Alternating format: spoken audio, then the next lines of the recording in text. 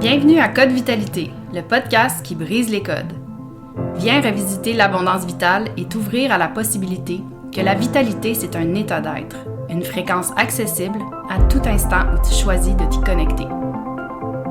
Chaque épisode est une invitation à explorer les profondeurs de l'expérience humaine dans toutes ses dimensions. Nous te partagerons notre cheminement, nos prises de conscience et nos défis en lien avec la santé, les relations et la spiritualité. Bienvenue dans un espace d'évolution sans prétention avec Anne-Sophie et Vicky.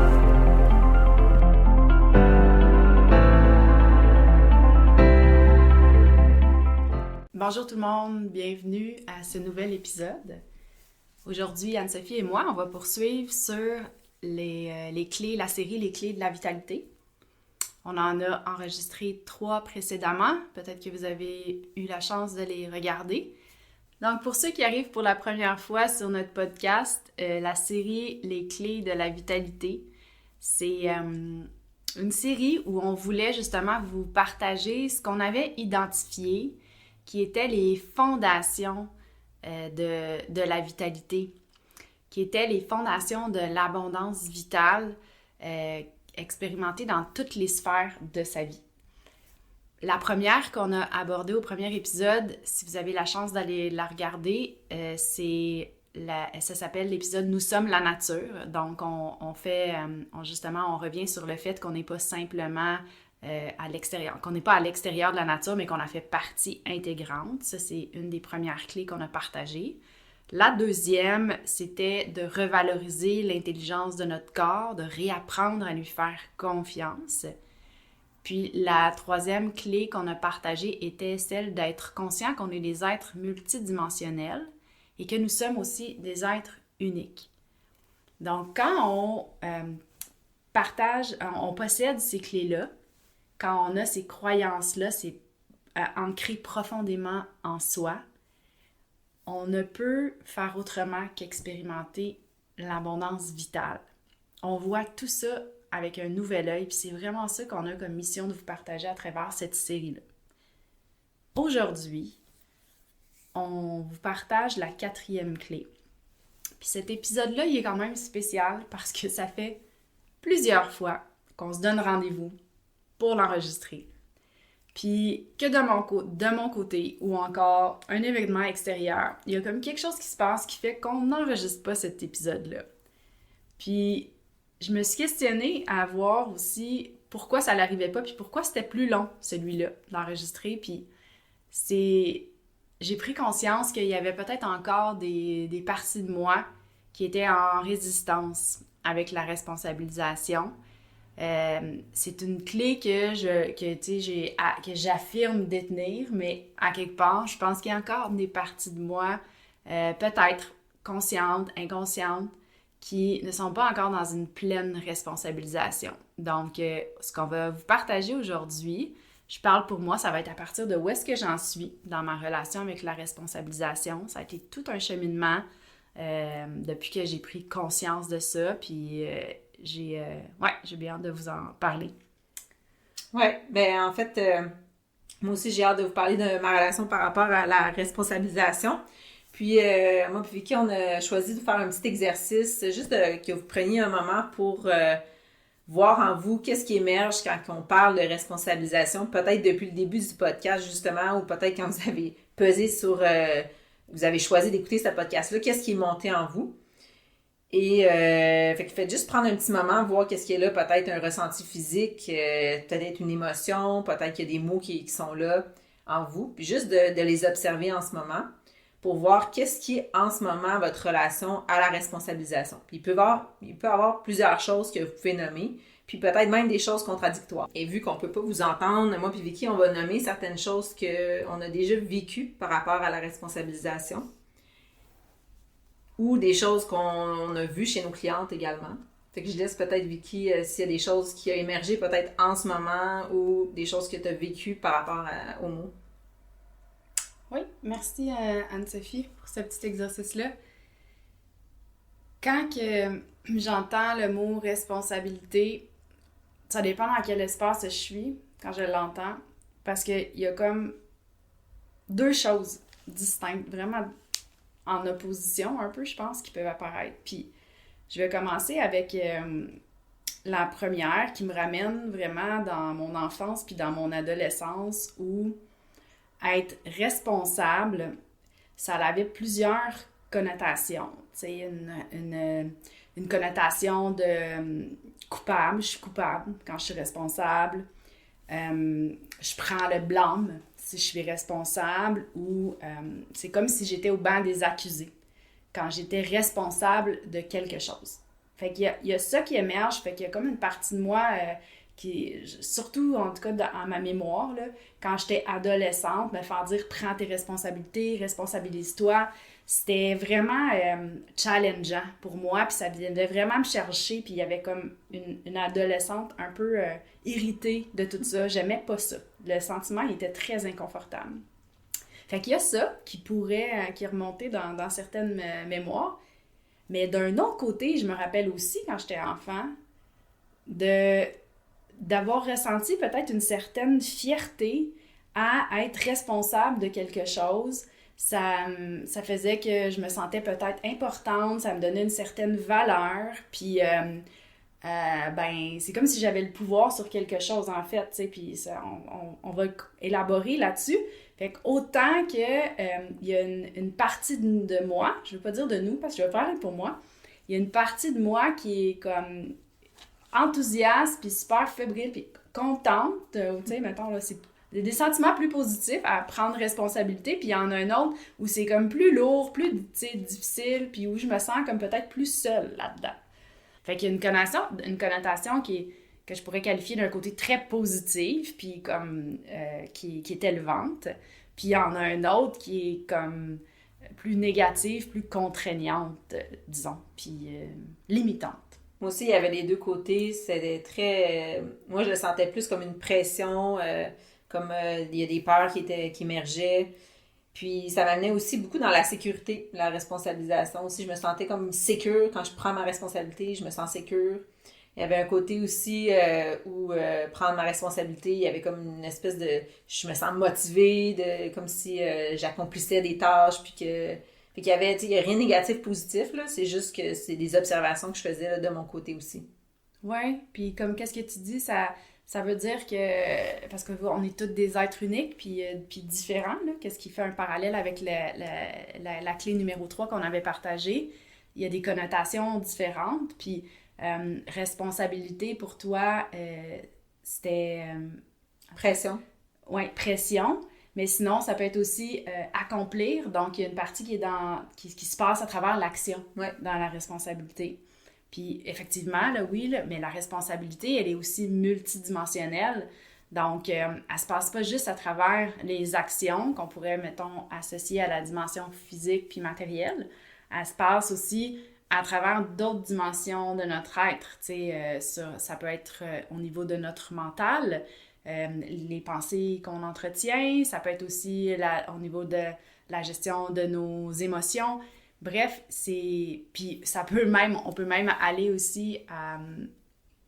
tu sais, on porte un bagage ancestral en nous, donc il y a peut-être des événements aussi qu'on transporte à travers le temps, à travers les vies de nos ancêtres qu'on transporte en nous, donc c'est pas... c'est multidimensionnel, en fait, là, OK. Puis là, je veux pas trop qu'on s'éparpille, parce que des fois, quand on enregistre un épisode, on peut commencer à s'éparpiller, puis on veut vous garder avec nous. Donc, on va poursuivre. Regardez encore pour vous qu'est-ce qui a émergé quand on dit responsabilité. Peut-être qu'il y a une dimension dans votre vie présentement où vous avez l'impression que vous ne prenez pas responsabilité ou que vous prenez responsabilité. Puis, observez ça. Oui, c'est vraiment de voir notre relation face à la responsabilisation. Quelle est notre relation? Puis est-ce qu'on peut la transformer, cette relation-là? Est-ce que vous vous apercevez qu'en ce moment, la relation que vous avez avec la responsabilisation, peut-être qu'elle vous amène dans des sphères où elle a un impact plus négatif, si je pourrais dire, sur votre santé ou votre vitalité, ou au contraire, ça a un impact plus positif sur certains aspects de votre vie? Juste d'observer ça, puis de voir qu'à travers ce podcast-là, peut-être que vous pouvez transformer votre relation avec la responsabilisation pour amener un impact peut-être plus positif dans votre vie. Mm-hmm. Tant qu'on ramène ça à la responsabilité au niveau de sa santé, de la vitalité, qui est comme pas mal le sujet de notre podcast pour, en tout cas, cette série-là, du moins. Je pense que quand quand on se fait dire qu'on doit prendre notre responsabilité puis ça vient pas de nous, je pense que c'est là un peu que ça peut être confrontant. Mais quand on prend conscience du pouvoir que ça a de prendre responsabilité, on le voit d'un tout autre œil et c'est plutôt que d'être justement lourd puis de faire une pression, comme tu disais, je trouve que ça vient justement alléger les choses puis ça vient nous ouvrir à un bon nombre de possibilités plutôt que d'être victime de son corps, victime de sa génétique, victime du fait qu'on a des mauvaises habitudes puis tout ça. Mais au contraire, on devient comme la personne en charge de changer la situation, de créer une nouvelle réalité. Quand on change notre relation à la responsabilité, je pense que c'est un point tournant dans notre évolution.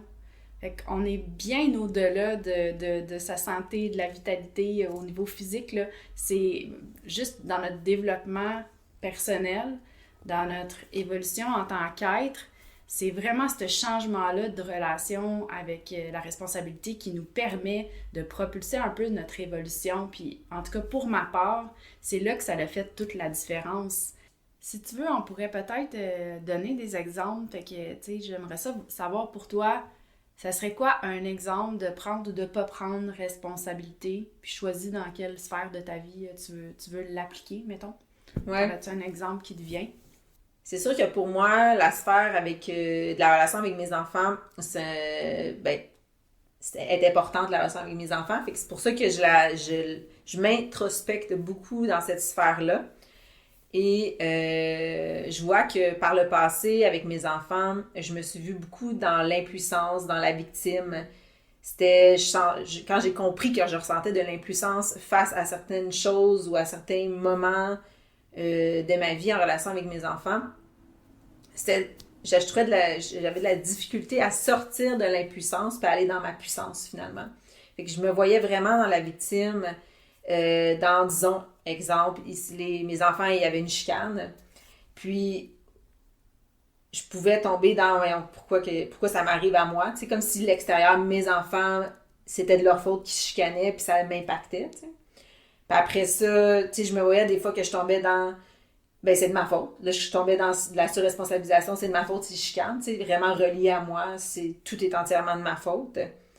Puis maintenant, c'est beaucoup plus doux quand mes enfants se chicanent, puis je suis capable de sortir de l'impuissance, puis d'aller dans une sphère beaucoup plus bienveillante. Je vais de partager pour ma part un autre exemple, puis je vais prendre une autre sphère de la vie pour qu'on essaie de raisonner avec les personnes qui nous écoutent.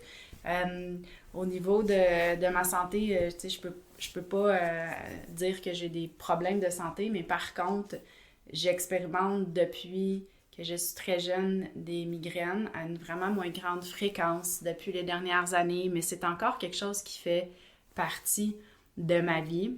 Puis, il y a eu une période de ma vie où j'étais justement, je ne prenais pas responsabilité de ce qui m'arrivait parce que c'était probablement tout ce que je connaissais, puis c'était plus facile de rester dans le rôle de la personne qui, ma mère en faisait, c'est probablement, c'est la génétique. Je transporte ça avec moi, ma mère en faisait, donc c'est pour ça que j'en fais. Après, il y avait aussi le fait d'être allé consulter un médecin à l'époque, puis il n'y avait pas vraiment de traitement pour régler ça, il y avait seulement de la médication pour justement soulager les symptômes puis la douleur. Donc, c'était comme si, à ce moment-là, c'était plus facile pour moi de rester là plutôt que de reprendre mon pouvoir sur ce que je vivais comme expérience. Les années ont passé, plein de choses se sont produites pour que j'ai plus conscience de l'impact de mon style de vie puis de mon environnement sur ma santé.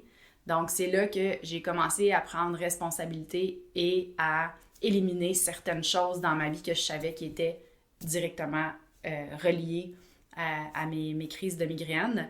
Puis encore là, c'est multidimensionnel. Il n'y a pas seulement une chose, il y a plusieurs facteurs qui contribuaient puis qui contribuent à ça. Je n'ai pas encore totalement élucidé le mystère, mais j'ai pas mal plus d'idées depuis que j'ai décidé de prendre ma responsabilité, arrêter de mettre ça sur le dos, que c'était quelque chose que je traînais de la génération précédente, qu'il n'y avait rien à faire de toute façon, que c'était une fatalité, j'étais vouée à prendre de la médication pour le reste de mes jours. Fait que ça, c'est ce que je peux appeler à rester dans la posture de la victime.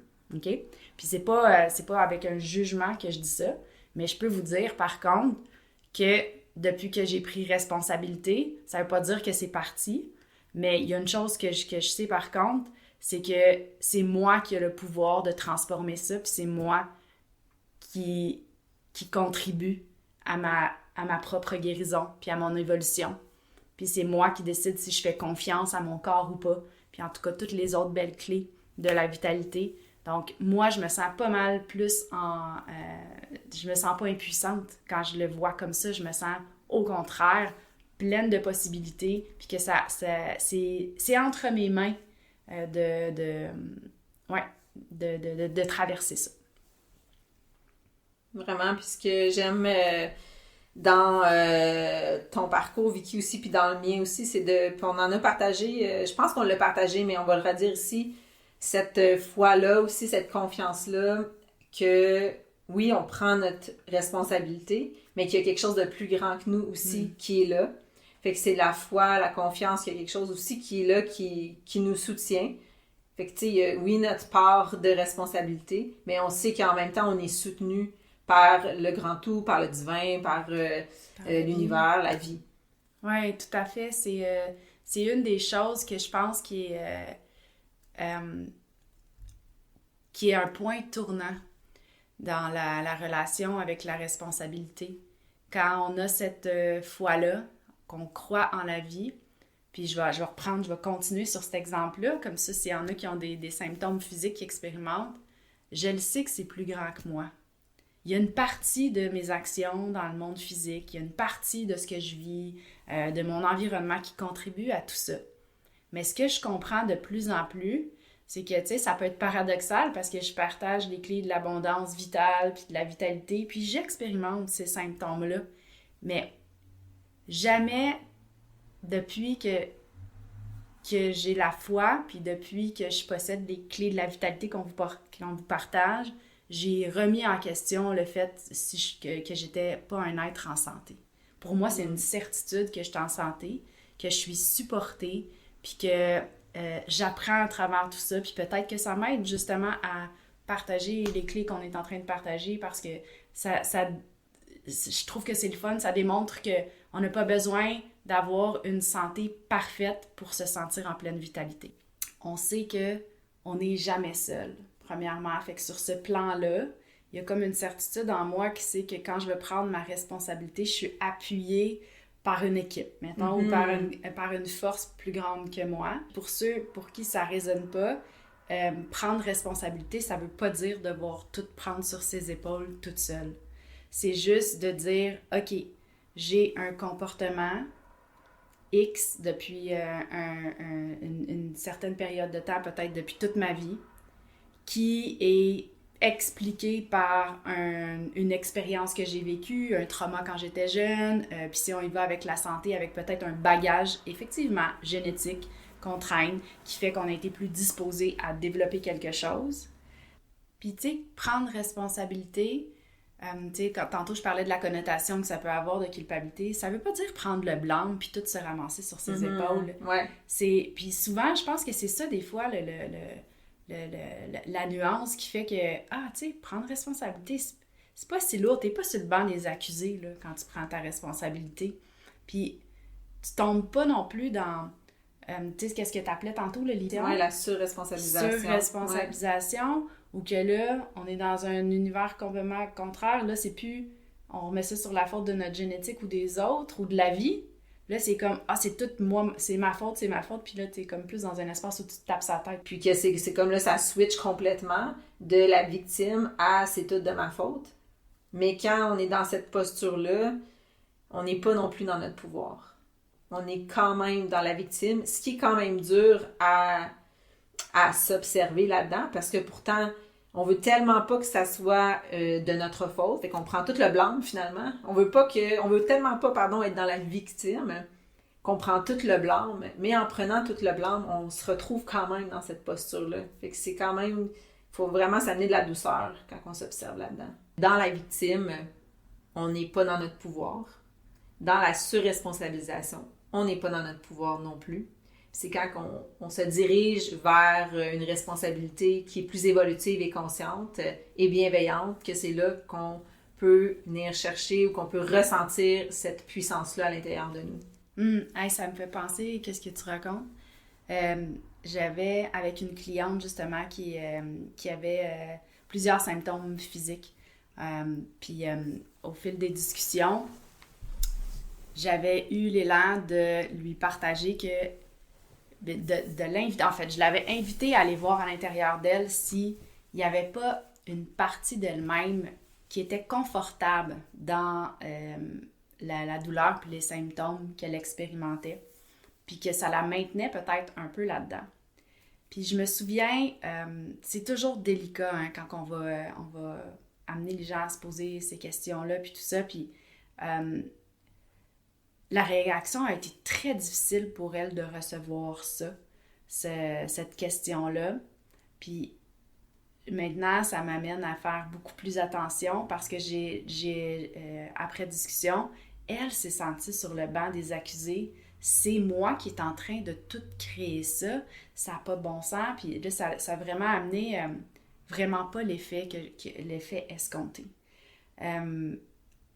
Quand on prend responsabilité, ça veut pas dire que ça veut pas dire prendre le blâme. Là, on se répète, là, mais je veux quand même juste clarifier. Ça veut dire, il se passe des choses, ton corps expérimente une condition ou des symptômes ou une maladie.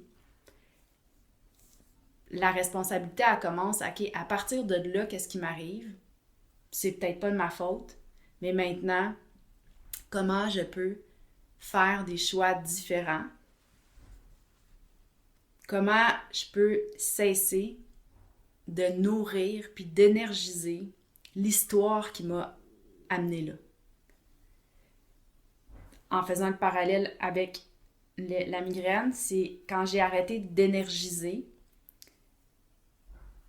ce que je traînais de ma mère, exemple, puis que j'ai décidé, OK, maintenant je fais des choix différents, je vais interrompre le comportement ou le pattern pour changer ça. Fait que c'est là que j'ai pris ma responsabilité. Effectivement, c'est pas notre faute. Si quelqu'un naît avec quelque chose, c'est pas de sa faute s'il est né comme ça, OK? En tout cas, sur le plan, dans la dimension où ce qu'on est né ici, OK? Par contre, énergiser ça, nourrir l'histoire, ben là, oui, c'est de ta faute. C'est là qu'il faut qu'on prenne notre responsabilité puis qu'on choisisse autrement. Oui, puis qu'est-ce qui est vraiment aidant, c'est de se rappeler qu'on peut faire un nouveau choix à chaque instant. Parce qu'on sait que notre corps, moi je crois vraiment que mon corps se régénère et que je change à chaque instant, que je suis dans une évolution, une transformation constante. Puis encore là, ça pour moi, au début, c'était très... ça me faisait peur de penser ça, mais maintenant, je le vois vraiment justement du côté de « Ah, OK, si j'évolue puis je me transforme à chaque instant, bien, je peux faire un choix, un nouveau choix. Je peux prendre une nouvelle avenue à chaque instant. » Oui, puis tout peut changer à chaque instant. Ça veut dire que qu'est-ce qui était peut-être qu'on a considéré comme une fatalité, ça peut changer à tout instant si on choisit de se brancher à une autre fréquence. Oui. Ça va être quelque chose qu'on va pouvoir aborder dans d'autres épisodes, puis aussi dans notre programme que j'ai super hâte de vous présenter, mais c'est pas encore prêt, ça s'en vient. Donc, OK, on revient à ça, pouvoir faire un choix nouveau à chaque instant. Donc, prendre sa responsabilité, ça veut dire maintenant, ça devient infinie possibilité. Ça veut dire infinie opportunité. Puis on reprend complètement son pouvoir, puis ça se fait pas seul, comme on a dit, quand on a la foi, on sait qu'on est supporté par la vie. Puis je veux aussi dire, on est aussi supporté, faut se rappeler qu'on n'est pas seul, puis qu'il y a des gens autour de nous, puis qu'on peut se faire accompagner, puis se faire supporter dans notre processus, puis dans notre prise de responsabilité. Ça n'a pas à être genre, tout est entre tes mains, ça ne dépend que de toi, c'est sur tes épaules. Tu sais, tout ça, cette espèce de discours-là, c'est sûr que c'est décourageant, puis que ça nous place dans un espace qui, on voit ça comme une montagne, puis c'est pas ça la beauté de la responsabilité. Ce qui est vraiment intéressant de voir quand on se voit dans une posture plus de victime ou de surresponsabilisation, c'est de se voir justement, vu qu'on parle de vitalité, c'est de voir que lorsqu'on est dans la victime ou lorsqu'on se voit dans la surresponsabilisation, il y a de l'énergie il y a comme une fuite énergétique, si je peux dire, on perd l'énergie. Mm-hmm. Puis quand on prend notre responsabilité bienveillante, évolutive, ça nous donne de l'énergie. On n'est pas en fuite énergétique.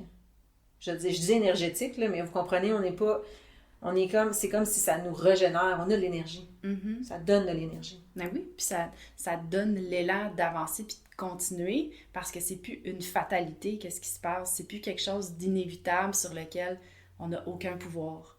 Ça devient quelque chose, justement, sur lequel on a le pouvoir. Ouais. Puis j'ai envie de parler, pendant qu'on parle de responsabilité puis de pouvoir, j'ai envie de parler d'autorité intérieure, de devenir sa propre autorité. Puis dans le chemin de la vitalité, dans notre chemin d'évolution, je pense que plus on prend conscience qu'on est des êtres uniques, on se rend compte que c'est vers soi, puis c'est à l'intérieur qu'il faut se retourner pour prendre les décisions, pour les faire, les choix, pour avoir les réponses à nos questions. Il n'y a pas personne d'autre que nous qui sait mieux c'est quoi la prochaine étape. Puis je vais rajouter que peut-être de s'adresser aussi à quelque chose de plus grand que soi, puis savoir que ça contribue à nous diriger vers les bonnes décisions, connectées à notre intuition. Fait que ça, c'est quelque chose, je crois, qui demande de la pratique, puis de l'entraînement, si je peux appeler ça comme ça, tu sais, de fréquemment retourner à l'intérieur, d'aller voir qu'est-ce qui se passe, de prendre le temps de ressentir, de discerner qu'est-ce qui parle, tu sais, est-ce que c'est mon intuition ou est-ce que c'est la peur qui est en train de parler. Fait que tout ça, c'est pas nécessairement tout le temps évident, il y a tellement de bruit à l'extérieur, puis ça va tellement vite, mais quand on fait l'exercice de s'arrêter, puis d'aller à l'intérieur, on peut consulter cette autorité-là intérieure. Donc, on a encore plus de pouvoir parce qu'on n'a pas besoin de toujours aller demander conseil à l'extérieur concernant notre vitalité ou notre évolution dans la vie. Oui, puis plus on crée, je pense qu'on l'a déjà parlé, mais plus on crée cette relation-là, puis on prend confiance, plus on prend des décisions qui sont basées sur notre propre... comme tu disais, comment tu l'as appelé, Vicky? Notre autorité. Autorité intérieure, oui, c'est ça. Intérieur. Plus on se valide personnellement, plus on va... Tu sais, c'est comme c'est un engrenage qu'on crée de confiance en soi, de relation à son corps.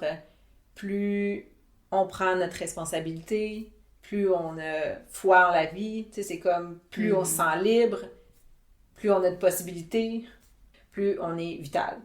Oui, puis moins on a à faire. On est, tu sais, prendre responsabilité, ça devient plus genre, il faut que je fasse ça, je fasse ça. Là, tu as une liste interminable, il y a des actions, il y a des plans à élaborer. Non, parce que quand on fait confiance à la vie, puis à notre boussole intérieure, c'est souvent simple. Qu'est-ce qui émerge? Les directives sont simples. Les prochaines étapes ne sont plus aussi compliquées. Pour moi, cette responsabilisation se vit beaucoup plus au moment présent. Alors, je suis moins dans... Oui, je peux avoir des plans, des désirs, mais je suis moins dans tac, tac, tac, c'est quoi mes objectifs. Dans 5 ans, je suis beaucoup plus dans l'instant présent. Fait que ça me ramène vraiment plus... Être dans l'instant présent, pour moi, c'est un grand retour à ma puissance personnelle. Puis, revenir dans l'instant présent, concrètement, qu'est-ce que ça veut dire? Je pense pour faire un lien là, avec tout ce dont on a mentionné pendant le podcast, c'est toute l'histoire derrière, qu'est-ce qui est tout notre passé, qu'est-ce qui nous a amenés là. Ben, revenir dans l'instant présent, c'est arrêter de le nourrir puis de revenir ici. Parce que tout peut changer, comme on a dit, tout peut se transformer, puis surtout parce qu'on connaît pas l'avenir, on connaît pas le futur. Donc là, c'est comme si on donnait pas la chance aux pures possibilités, puis à tout ce qui pouvait, les infinies possibilités qui peuvent y avoir parce qu'on est trop accroché au passé, à ce qui s'est passé avant. Tu sais, par exemple, mettons, avec tes enfants, ils chicanent à cause de X, Y, Z. Si tu reviens au moment présent puis que tu essaies de voir chaque événement, épisode de chicane avec un nouvel œil, sans considérer le passé, on peut être surpris de voir peut-être des nouvelles réactions, des nouvelles façons d'intervenir différentes. Même chose, si je reviens avec mon exemple pour ma part qui est un symptôme physique de migraine, si j'arrête de tout compiler ce qui s'est passé qu'est-ce qui s'est passé dans le passé, puis qu'est-ce qui me conduisait à cet état-là, puis tout ça, puis que je me disais, OK, ici et maintenant, je vais regarder ça sur un nouvel œil, qu'est-ce que je reçois comme information. Ouais, ben je trouve ça intéressant, les exemples que tu as ramenés. Avec mes enfants, c'est ça, si je traîne pas tout le bagage de comment ça s'est passé, bon, les histoires passées, les chicanes passées, ou je ramène pas toute c'est comme si je traîne pas tout le bagage émotionnel aussi. Fait que, tu sais, si mes enfants commencent à se parler plus, avec un ton plus fort, peut-être, je peux même, avant même que mes enfants chicanent, moi, je peux changer mon état, puis être déjà dans un peu la frustration, la colère qui veut monter, mais mes enfants, ils n'ont même pas commencé rien, mais c'est juste vu qu'ils ont parlé plus fort, je peux amener mon bagage, puis T'anticipes ce qui va venir. J'anticipe ce qui va venir, tu sais. Puis peut-être que mon corps va être plus tendu, peut-être que... Puis finalement, tu sais, si je décide à moment même, d'ici maintenant, de pas énergiser l'histoire du passé, de pas garder tout le bagage émotionnel puis de laisser le passé. Si je me mets dans l'instant présent, ben, je peux tout de suite relâcher mon corps, relâcher les tensions puis voir qu'est-ce qui va se passer. Peut-être qu'ils vont même pas se chicaner. Il y a d'autres possibilités aussi. Fait que pour conclure cet épisode-là, parce que je pense qu'on va faire d'autres épisodes sur la responsabilisation, parce que comme j'ai mentionné tantôt, il y a d'autres dimensions à ça que j'aimerais aborder éventuellement avec Anne-Sophie et vous. Donc, observez peut-être mon invitation au courant des prochains jours. Dans quelle sphère de votre vie, il y a peut-être des zones où vous ne prenez pas votre responsabilité, puis peut-être que vous allez commencer à remarquer, ça va peut-être plus venir à votre conscience, où est-ce que vous êtes encore un peu en train de traîner dans la posture de victime, qu'est-ce qui vous limite, puis qui vous permet pas, qui vous freine en fait dans votre évolution. Fait que d'observer ces zones-là, de voir au contraire, est-ce qu'il y a des endroits où, comme se taper sur la tête, puis vraiment tout en se blâmant, tu sais, fait qu'il y a vraiment une connotation qui est moins expansive là, dans ça, évidemment. D'observer ces zones-là, où est-ce que vous pouvez amener un peu plus de bienveillance, puis sans vous blâmer, vous dire qu'est-ce que je peux faire de différent. Puis qu'est-ce que je peux faire de différent, comment je peux mettre fin, en fait, à cette façon de fonctionner-là, puis à faire un choix différent, à faire quelque chose de nouveau pour changer une situation qui ne me convient plus, peu importe dans quelle dimension de ma vie. Je crois que prendre responsabilité, qui est un point tournant de notre évolution, devient plus facile quand on devient sa propre autorité, qu'on suit sa boussole intérieure, parce qu'on reprend vraiment notre plein pouvoir. On vous retrouve pour un prochain épisode très bientôt. Merci à tout le monde qui nous écoute.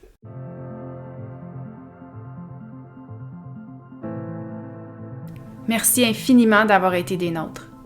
Pour nous supporter dans notre mission de propager les codes de la vitalité, abonnez-vous et partagez ce podcast à tous ceux qui pourraient en bénéficier. On se retrouve très bientôt pour un prochain épisode.